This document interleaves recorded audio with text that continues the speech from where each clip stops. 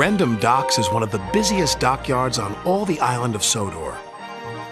It's where ships and engines and cranes alike are busy day and night, every day of the year. Sure, if it didn't just look like almost all the clips except for the first one weren't just repeated from the last episode. What gives? It's fine if a scene has to be used later on, but not directly after one another. That looks really lazy. Unlike Cranky, who is longing to be lazy and have a rest. He works all the time, and his only company are the gulls that settle on his arm. So Cranky is always cranky.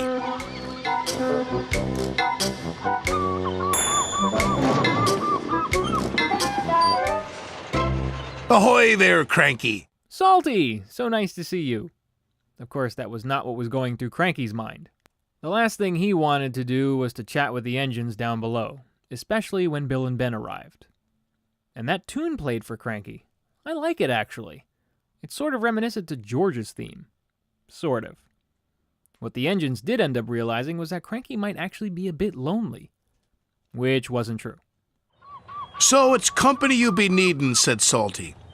Reminds me of a lonely old Grand Banks lighthouse keeper. Not another one of your stories, cried Cranky. Oh, please, Salty, they chimed. We haven't heard it. 'Twas in the middle of a wee naughty storm. Yeah, if there's anything Salty isn't liked for, it's for his constant storytelling. And I could understand why, for Cranky's sake. All he really needed was some rest. But no, the Bumble twins had to go asking for nautical narratives. Shouldn't they be at the quarry? Doesn't matter, Cranky wanted them all out. And dropped the pipes onto the tracks instead of the trucks. Whoops, said Cranky meekly. You've blown the main now, matey, said Salty. Now this is funny. The fact that Cranky made his own boo-boo this time is hilarious. Of course, that was done by his operator, not him. But I'm sure we can all relate to that. Instead of acting logically, we react impulsively and make our situation even more annoying. Which is exactly what happened once Top Hat got involved. You have made a terrible mess, Cranky, he said sternly. I'm sorry, sir, Cranky whispered. You engines will have to stay here tonight until Harvey clears up this mess in the morning. Cranky's heart sank as Salty uttered those fateful words. That reminds me of a story. Oh, cripes. At least he knows how to keep himself occupied, I guess. Poor Cranky, he looks miserable. But that's to his own doing. Why is Harvey the one cleaning up the mess, though? Can't he also come with the breakdown train? I'm sorry, I really like Harvey, but aside from him lifting small tank engines and trucks, I really don't see how he'll clean up this particular issue. Not like it mattered to Salty or Bill and Ben, though. Salty spent all night telling tales of powerful storms, daring rescues, and brave little ships. And when the sun rose, he was still talking. I can't take any more, groaned Cranky. Harvey the crane engine arrived.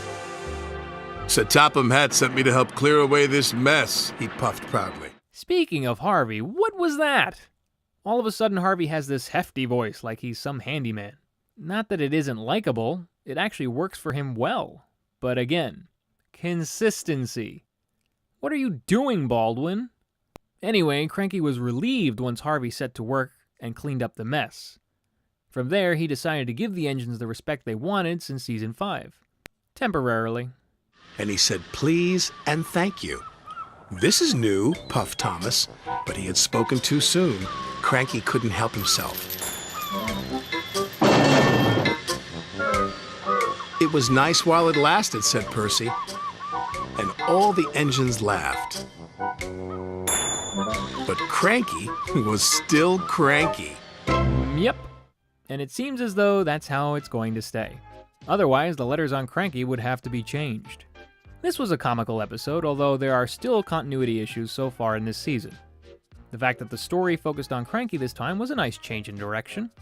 This helps develop him more as a character and lets the viewers see just how hard Cranky works. It explains everything about why he acts the way he does. And it's also comical to see Cranky make his own problems, only to be bored out of his mind by Salty's stories. This in itself is comic gold because it was mentioned in the first episode that Salty told a lot of stories. But here we actually see just how frustrating it can be when someone doesn't know when to quit.